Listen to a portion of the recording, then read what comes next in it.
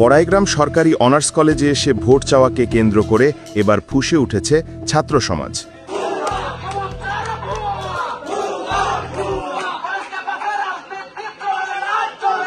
গত ৬ নভেম্বর নাটোর ৪ আসনের ধানের শীষের মনোনীত এমপি প্রার্থী আব্দুল আজিজ কলেজে শ্রেণীকক্ষে প্রবেশ করে শিক্ষার্থীদের মাঝে ধানের শীষের পক্ষে ভোট চান।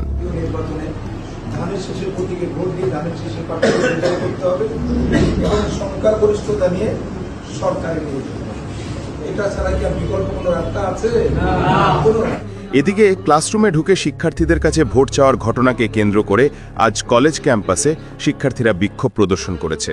এ সময় শিক্ষার্থীরা বলেন,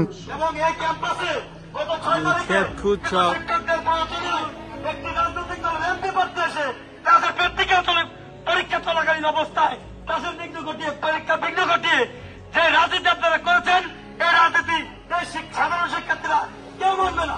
ঠিক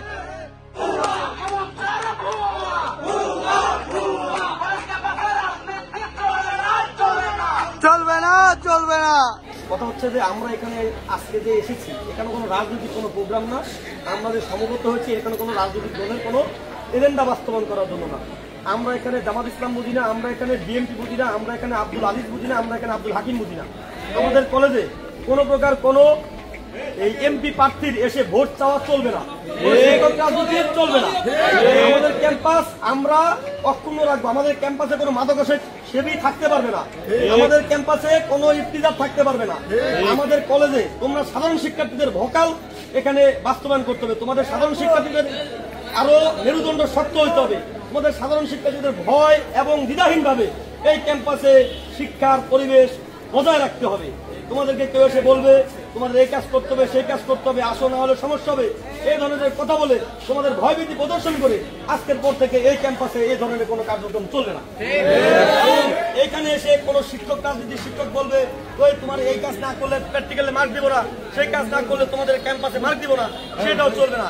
আমার শিক্ষার্থীরা এইখানে এসে মেধার ভিত্তিতে যে পরীক্ষা দিবে সেটা পরীক্ষার আলোকে তাদেরকে নাম্বার দিতে হবে।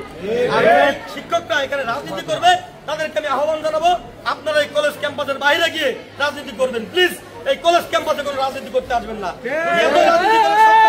তাহলে ক্যাম্পাস থেকে কলেজ থেকে চাকরি ছেড়ে দিয়ে বাইরে গিয়ে রাজনীতি করবেন। এবং আজকে থেকে আমরা এই কলেজের আমাদের প্রিন্সিপাল স্যারকে বলবো, আপনি কোনো মেরুদণ্ডহীন প্রিন্সিপাল স্যার না, আপনি মেরুদণ্ড শক্ত করেন। আপনি কোনো দুদুর ভয় দেখে আজকে অমুক স্যারের কথা, কালকে তুমুক স্যারের কথা, কালকে তার কথা শুনে যে যা বলবে তার দিকে লাড়বেন, এটা চলবে না।